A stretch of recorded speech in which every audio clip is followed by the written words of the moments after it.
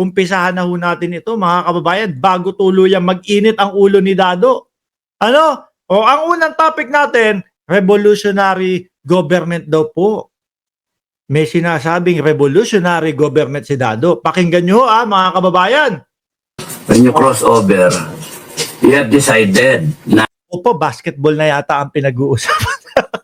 Bungad pa lang. May crossover move na. O, baka may fadeaway pa dyan, Dado. O, baka meron pang step back jumper ni Stephen Curry. Naku po. Alam nyo naman, ang Pilipino mahilig sa basketball. Ito si Dado siguro mahilig sa basketball. May crossover na. Sabi ni Ma'am Daisy Hapeli, maingay lang yung hinayupak na yan. Ay, wala palang nakasulat na hinayupak. Maingay lang yan.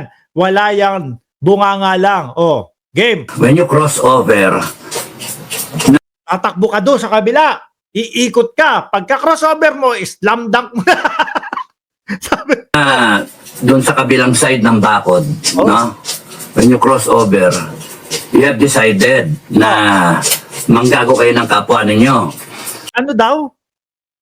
You are decided. Kapag ka nag-crossover, siguro tayo pinapatamaan, no? Kapag ka kayo lumipat doon sa bakod na sumusuporta kay Bongbong Marcos, yari kayo sa amin. Baka ganun yung gustong sabihin. Ganon ang totoo para kay BBM, ganon ang totoo para kay, sino yun? Tamba, Crocodile. Ay, tiga, shoutout sa iyo at someday. Tamba at saka sa ibang congressmen, kayo mga senator, you decided to cross over. Armed Forces saka PNP, you decided to cross over. Oh, grabe si Dado, ano? Para po doon sa hindi nakapanood nung ating vlog, kaninang umaga, mga kababayan. Trump, kausap nito!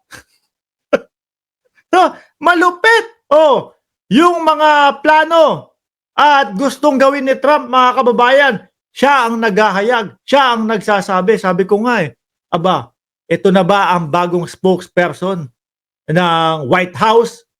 No? And inflict harm, pain, suffering sa taong bayan. And we will not. Di naman.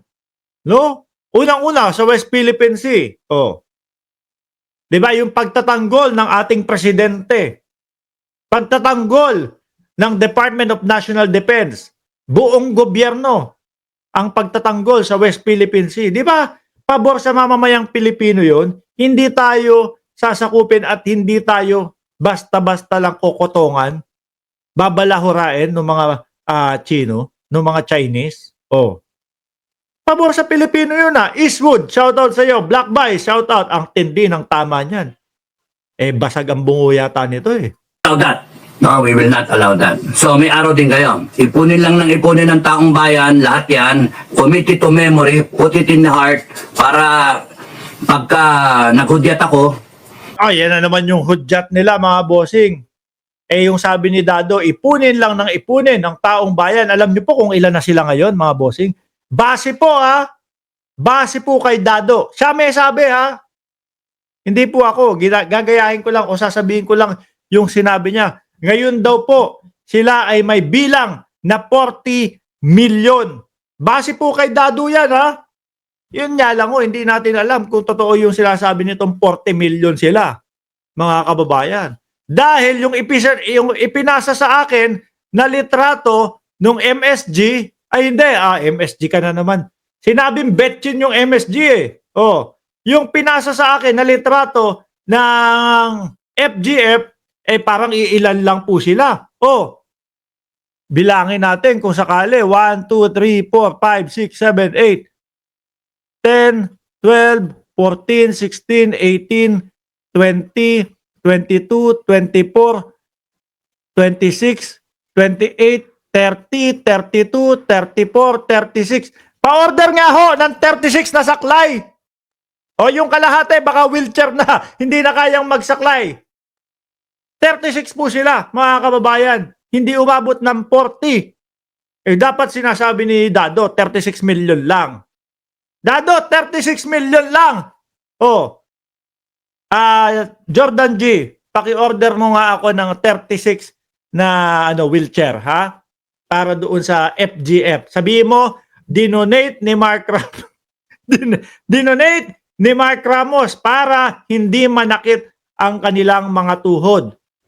Ito ba yung ipinagmamalaki ni Dado? Nakakatay ng mga BBM vlogger. Sabi ni Tay Tigas, 40 million kalahati ng populasyon ng Pilipino.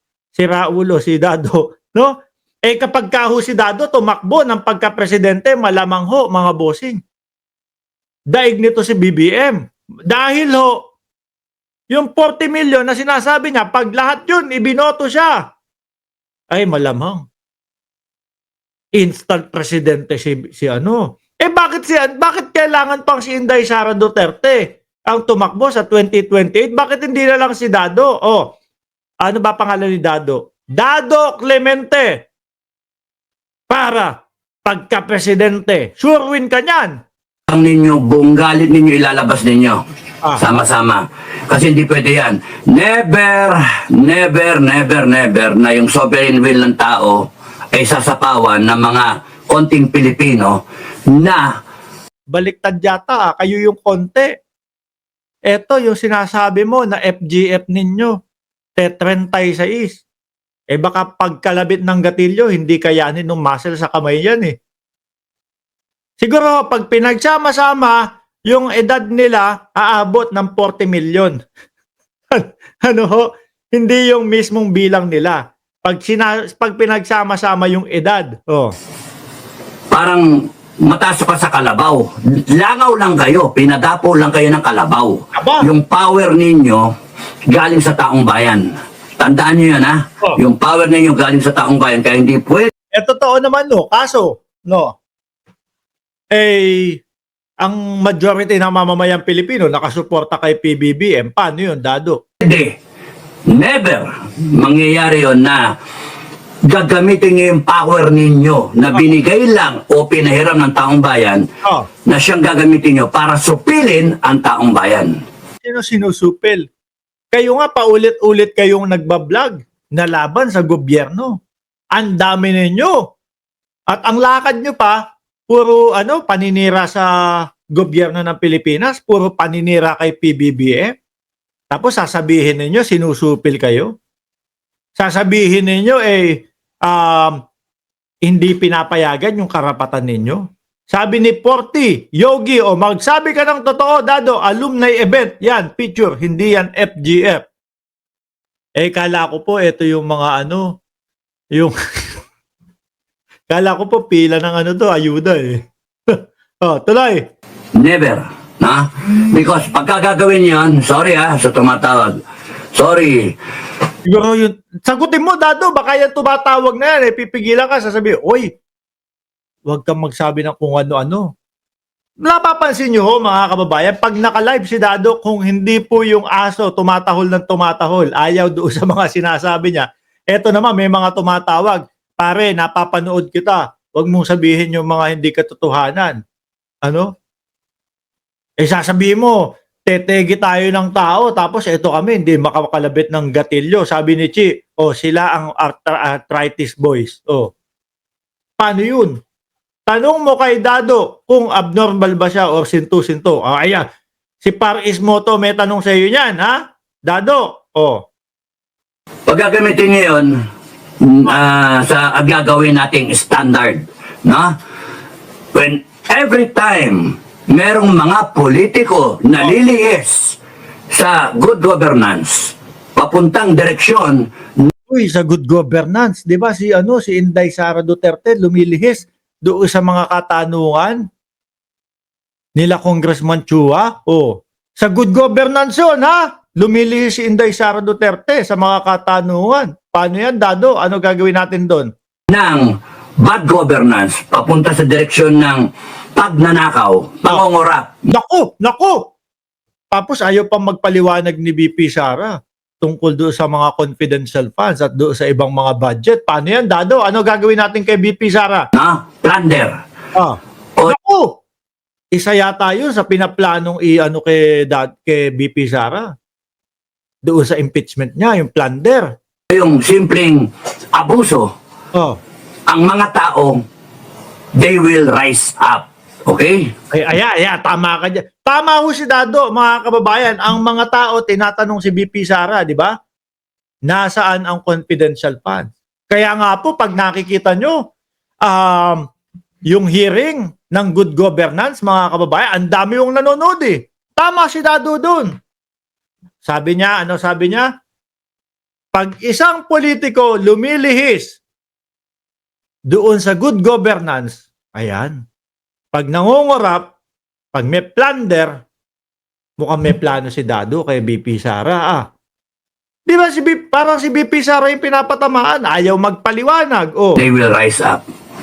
Kaya, sa mga mangyayari na sa mga susunod na araw, good luck sa inyo. Aba, Good luck sa inyo, hindi naman ako eh. Ang ano dyan, taong bayan. Kasi sukdulan ninyong piniga ang taong bayan. Taas ang presyo, taas ang bilihin. Palibasa kayo, libre. Libre. Pero ng taong bayan ang ginagastos nyo. Samantalang ang taong bayan, madali ho magsalita ng ganun, mga kababayan, mga bossing. Ano? Pero mahirap patunayan, lalo na kung walang ebidensya. sarili niyang kayod. Kumayod kayo yung taong bayan para kumita kayo, walang niya kayo. Para meron kayong gagastusin. Oh, Tinitignan ko nga yung mga session ninyo eh. Lintik, mga pagkain pa ninyo, hayop kayo. opo, yari na patay, pati si Robin Padilla nadamay. Dado, kalmahan mo si Robin Padilla. No, alam namin mahilig magmukbang 'yun sa Senado. Ha? Pagka sumilip 'yun sa isang sesyon, no? Ano pagkain diyan? Aba. Uupo ako dito. Mukhang masarap ang pagkain dito Oh. With matching hagod pa ng bigote niya, nung balbas niya, 'Di ba? Sabay uupo ng gano'n, makikinig. Nakikita. Napapansin ni Dado yung mga kilos po ng mga DDS Ngayon si Robin Padilla ang babanatan. Kung mag-aasta kayo, Oh. tapos yung mga suit-suit ninyo, lahat yan, pera ng taong bayan, mga walang niya kayo. Yung Paano naman yung ibang politiko na may mga negosyo? Paano naman din yung sweldo nila bilang politiko? Di ba? opisina ninyo, yung mga ginagastos niya na kahit sa tubig nyo Lahat na lang po pera ng taong bayan, lahat na lang po pera ng DDS. Diyos ko. Lahat na inangkin ho nila. Wala na ho tayong ambag, no? Mga DDS na lang po. Imbis na yung bumura tubig, mahalin pa kayo Ayop kayo. Pati tubig, sinumbat. Robin Padilla, binabanatan ka ni Dado, hilig ka daw kumain. Masasarap daw yung mga kinakain mo sa Senado. Magpasasa kayo. And we will correct it, We will correct it under a revolutionary government. Ayan na, mga kababayan. Isang gobyernong revolusyonaryo ang itatayo po ni Dado, mga bossing. Paano, Dado? Sino mga kasama mo? Ilang kayo? Sabi mo 40 million, hindi naman 36 million lang. Eto 36 million, mga kababayan. 36 million, no? Order nyo ako ng 36 na wheelchair para makarating to doon sa pamiting ni Dado, no? Order tayo ng 36 na wheelchair para itong mga ito nakasama ni Dado hindi lumiban sa meeting. Diyos ko, revolutionary government ang sigaw ni Dado. Inday Sara, huwag ka na mag-declare na revolutionary government para hindi ka buktasan. Kami mag-declare na revolutionary. Yan. Inunahan na si Inday Sara Duterte. No? Siyempre, sino yung leader dyan? Si Dado na, wala na si BP Sara. Inday, huwag ka na mag-declare ng revolutionary government. Kami na! No? Leader! Dado! Mamaya kakahol yung aso dyan, mga boss. Revolutionary government, taong bayan ang magde-declare ng revolutionary government. Para malinis ka, Inday. And kung meron mga dapat kasuhan, ako kasuhan nyo. Mga putragis kayo, ako kasuhan nyo. Meron na. Sabi ni Mima Alicia, Mark, kinasuhan ko si Dado, kakasuhan ko. Sabi ni Biyahe ni Koy, Mark, kakasuhan ko si Dado. At meron pa ho ako no?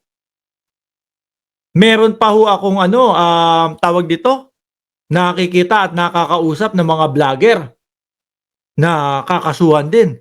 Si Dado, mga bossing. Bakit to? Panay ho ang pagbabanta nitong tao na to. Hindi ho matigil sa pagbabanta tong tao si Dado.